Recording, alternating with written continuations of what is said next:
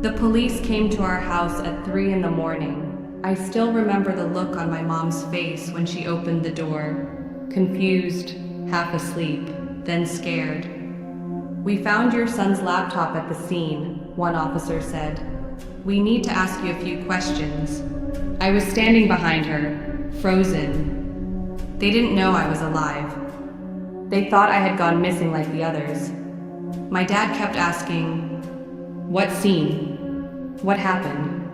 The officer looked at him and said, "A warehouse, outside the city.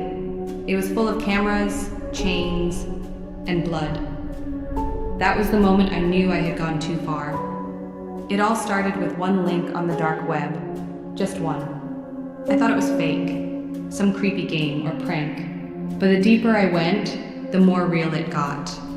I saw things I can never unsee. I met people who should not exist. And then, I wasn't just watching anymore. I was inside it.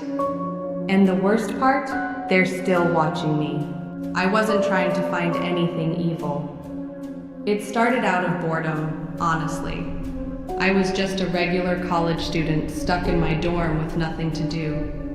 Classes were online, I didn't have many friends, and my roommate was always out.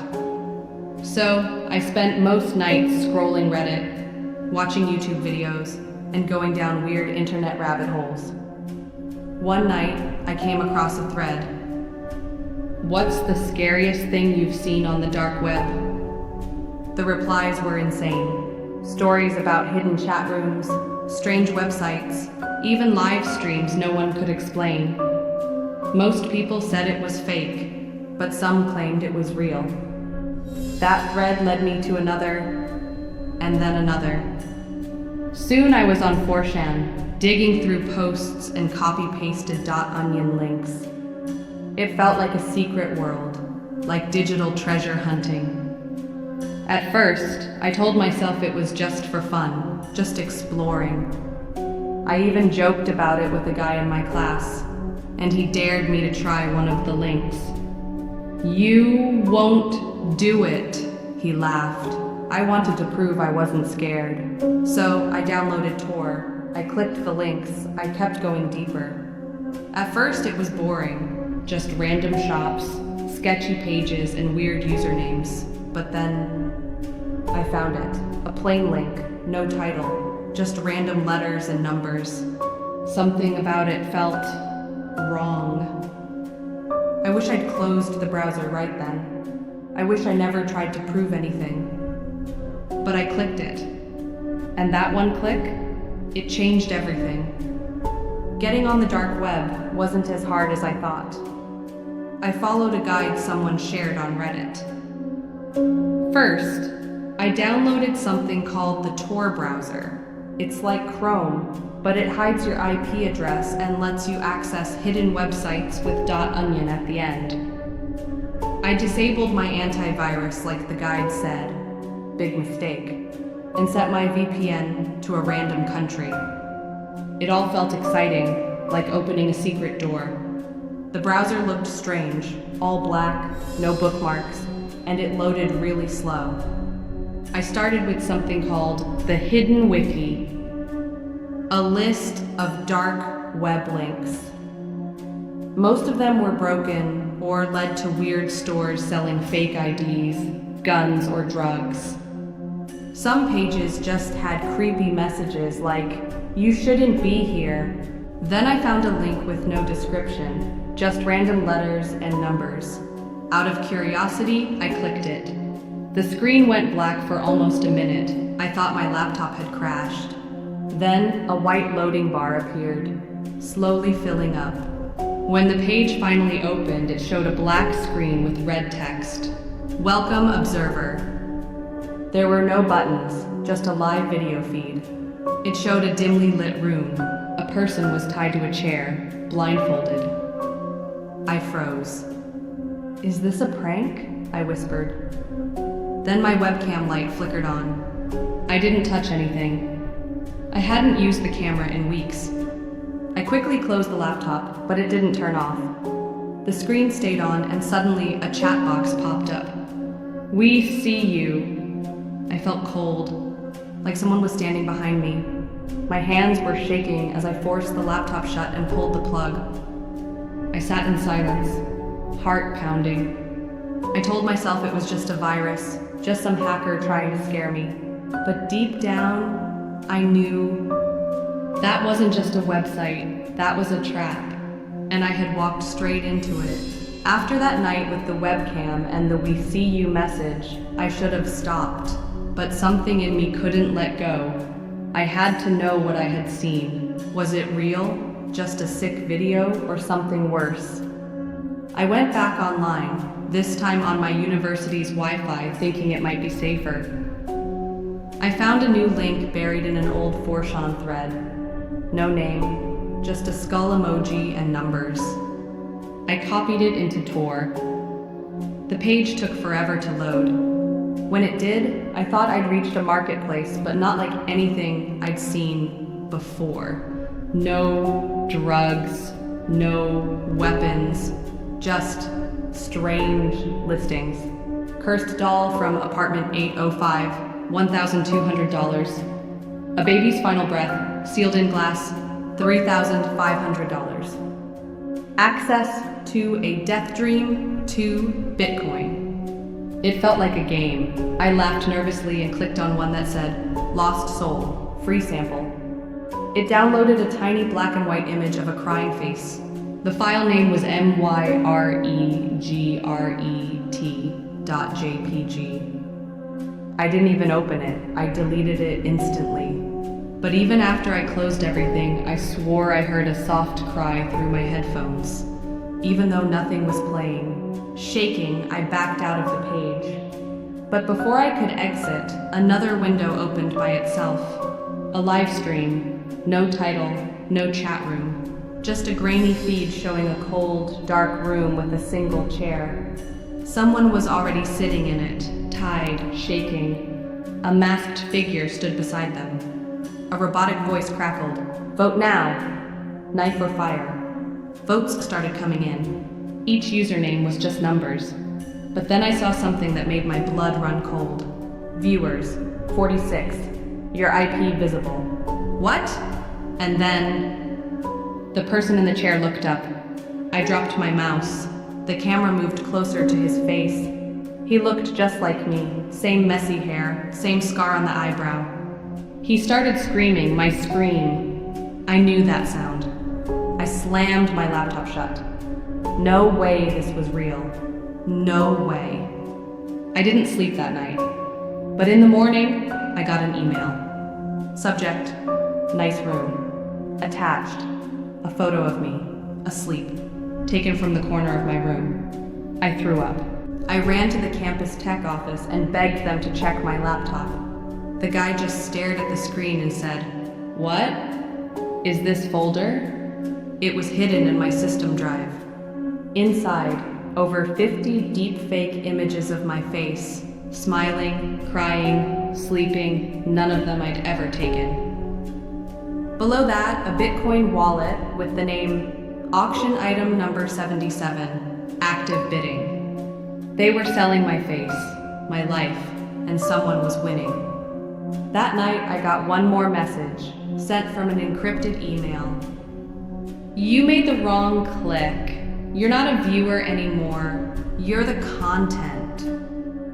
That email was the final straw. I should have shut everything down right then.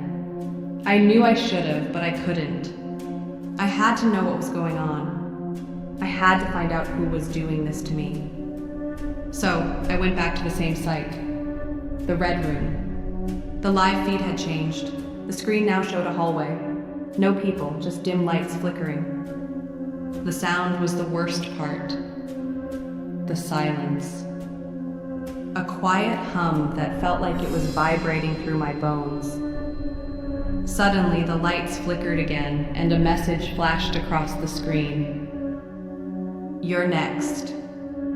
I stared at the words, my heart hammering. I was being watched. They were watching me, knowing exactly what I was doing. It was like I was trapped in a game where I didn't even know the rules, and I couldn't leave. But then my phone buzzed, a message from my mom. "Come downstairs, we need to talk." I ignored it, my hands shaking as I opened the laptop. I needed to get out of this, but I didn't know how. Then, the doorbell rang. I froze. The buzzing of my phone continued, but it was drowned out by the sound of footsteps outside my room. 2 knocks, followed by, "Open up. This is the police." Panic surged through me. What had they found?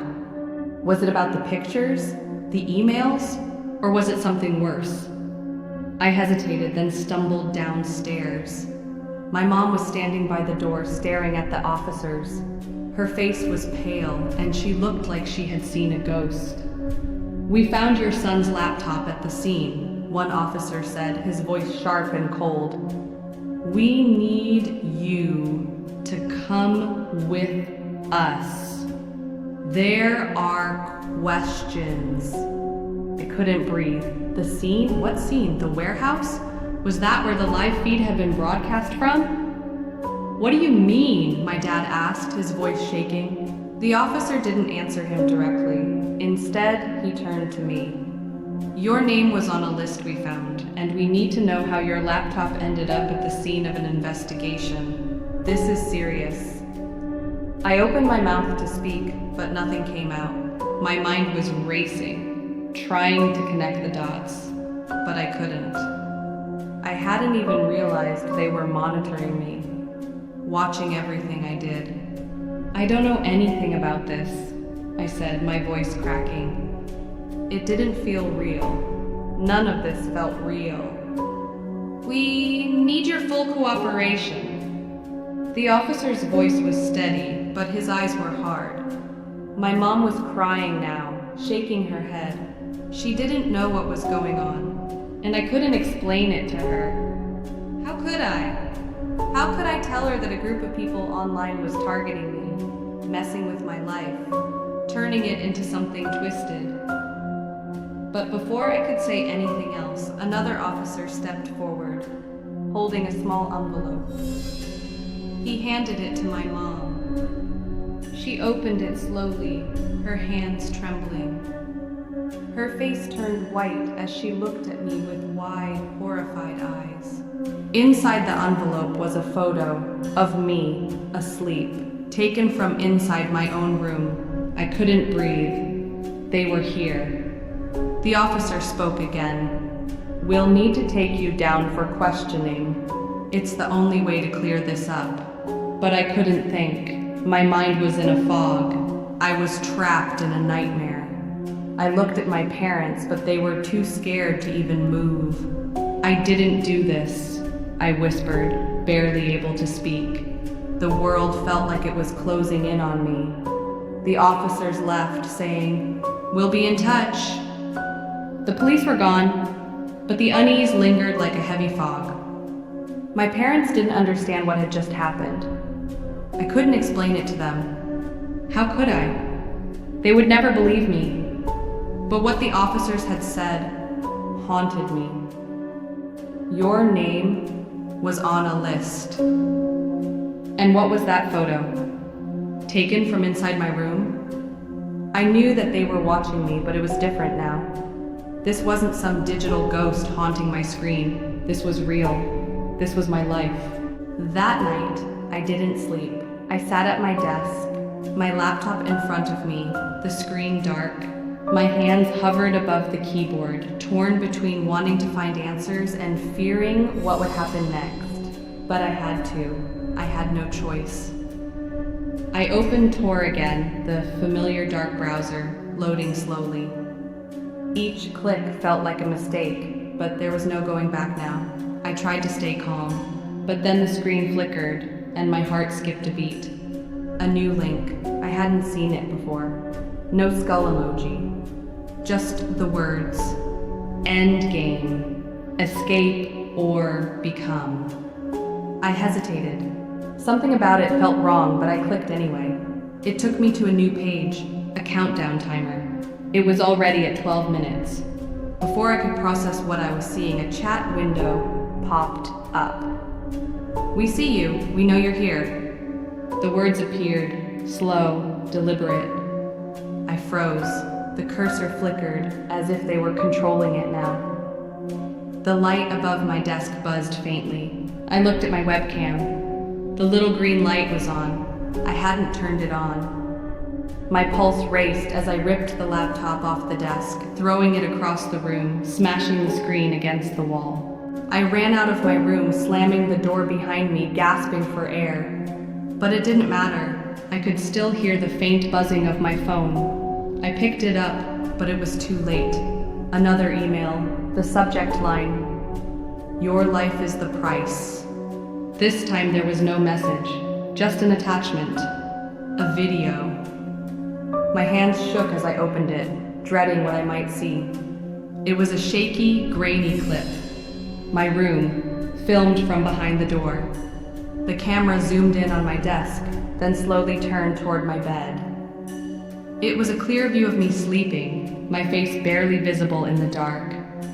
I had no idea when it was taken, but it was clear they had been watching me for days. I closed the phone, a cold sweat covering my body. My thoughts were racing. Who was doing this? How had they gotten in? I couldn't keep sitting around. I had to find answers. I couldn't trust the police anymore. They might have been following the wrong lead. I needed to do something before they got even closer. Desperate, I dug into the dark web again. My mind was spinning, trying to piece together the puzzle of everything that had been happening. I opened a search engine and started digging deeper, looking for anything that could help me get out of this. I knew it was dangerous, but I was running out of options.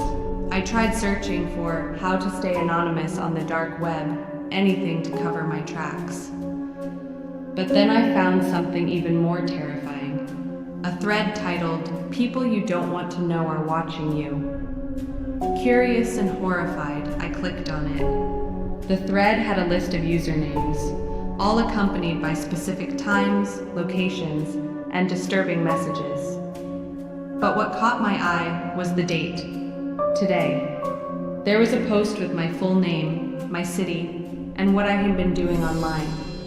The post ended with the words, "You're not safe.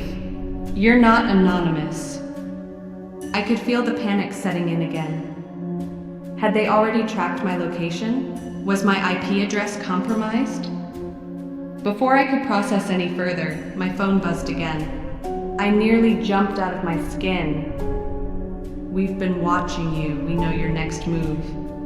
I opened the message. It was from a number I didn't recognize. It had an address, a location I knew all too well, my home address. I felt a surge of panic, my chest tightening. How were they tracking me? Was someone actually nearby? The feeling of being watched, hunted, was overwhelming. Suddenly, my phone buzzed again. A photo, a simple photo, but it sent a chill down my spine. It was a snapshot of the front of my house. Taken in the past hour. I couldn't stay here. I had to get out. I grabbed a bag and shoved my essentials inside.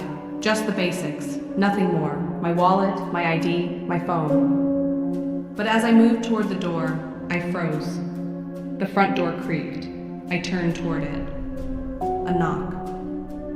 It wasn't just any knock. It was slow, deliberate, like someone was trying to make sure I heard it. My heart hammered in my chest. Was it the police, or worse? I slowly walked to the door and looked through the peephole. No one was there. I stepped back, my heart racing. Was this part of the game? Were they messing with me, trying to make me panic? Suddenly, I heard a voice from my phone. "We know where you are. We'll be watching until you make your move." I thought I had finally escaped, but it wasn't what I expected. As I stood frozen in my house, staring at the phone in my hand, the overwhelming sense of dread weighed down on me. I couldn't shake the feeling that whatever was happening wasn't over yet. The message had been clear. "We know where you are. We'll be watching until you make your move." But I didn't know where to go. My mind raced through all the options. There was nowhere safe anymore. The police weren't going to help. My parents were clueless about what was happening. And the only thing I could do now was figure out how deep this went. The dark web hadn't just been a curiosity. It had become a doorway to something I couldn't unsee. I stood still, trying to breathe, but my chest felt tight. I couldn't just sit here, waiting for them to come for me. I had to find answers. I had to understand why this was happening. I sat back at my desk, the glow from my laptop lighting up the room. The phone vibrated again, and my stomach sank. Another email. I opened it, dreading what I might see. It was a video attachment. I didn't want to open it. I knew what it would show, but I had no choice. I clicked it. The screen loaded slowly, but what came next made my blood run cold. It was footage of me inside my own house. From the angle of the camera, it was clear that someone had been inside, filming without me knowing. The camera zoomed in on my desk, on the exact spot where I had just been sitting. I could see the faint outline of my reflection in the window behind me, the door slightly ajar, as if someone had been there watching me the entire time. A voice crackled through the speaker, distorted, low. "You're not alone." I froze. My heart raced as I looked around the room, but there was no one there. Just the screen, just the video. It was as if whoever was doing this could be anywhere. I closed the laptop with shaking hands. It was too much. But as I did, my phone buzzed again. Another message. "You're making this harder than it has to be." I read the message over and over, trying to make sense of it. The desperation in my chest was building. Whoever was behind this wasn't going to stop. They had all the power. They knew where I was, what I was doing, what I had done. There was only one place to go now. The dark web had led me this far, and it seemed to be the only way to get the answers I desperately needed. I opened Tor again. The browser slowed to load, as if they were waiting for me to make this final move. I clicked on the dark search bar and typed, "Who are you? What do you want?" I didn't expect an answer. I didn't even expect results. But the screen flickered, the loading bar crawling forward until it finally settled on a single result. It was a forum titled, "The Eyes of the Web, Watchers Speak." My pulse quickened as I clicked on it, knowing I was about to step into a deeper abyss. This wasn't just a typical forum. It was full of posts from people who had experienced what I was going through, who had felt the same weight of being watched, followed, threatened. They had been on the other side of this nightmare, and maybe, just maybe, they had answers. As I scrolled through the threads, my stomach turned. People were talking about how they had been targeted, how their lives had been controlled, manipulated through technology. But then I saw a post that made my breath catch in my throat. It was recent, just hours ago. The username was Watcher101, and the message read, "We know you're reading this. We've been watching you longer than you think." The words sent a chill down my spine. It wasn't a coincidence. Whoever was doing this to me had been following me for longer than I realized. They were in control of everything now, watching every move, every click. They were the ones who had been behind the messages, behind the video, behind the creeping paranoia that had been slowly taking over my life. I quickly scrolled down, my hands trembling. There, another post caught my eye. It was a direct reply to Watcher 101. It read, "You've gone too far this time. This is the last warning." I felt a surge of dread. There were people who knew what was happening, people who were part of this. But what was the end game? What did they want from me? My screen flickered again. Then a new message popped up, as if it had been typed in real time, directly to me. You can't escape. You're already part of the game. I leaned back in my chair, my breath shallow. Was I just another player in some sick game they were controlling? My every move, my every click had been manipulated. I couldn't escape. I was trapped in this nightmare. The room felt suffocating. I had to do something. I couldn't let them control me anymore. But what could I do? How could I fight something that was everywhere and nowhere all at once? I shut the laptop and threw it across the room, hitting the wall with a loud crash. The screen shattered. The laptop was not working after that, but I wasn't free. In the weeks that followed, I couldn't escape the paranoia. Every click, every email, every notification sent a chill down my spine. The feeling of being watched never left. I couldn't sleep without checking the locks, couldn't leave the house without constantly scanning my surroundings. My laptop was destroyed, but they knew. Somehow, they always knew. And as much as I tried to distance myself from the dark web, the messages kept coming. Silent reminders that I was never truly alone. I couldn't go back to my old life. The truth was clear. Once you've crossed into the darkness, it never lets you go.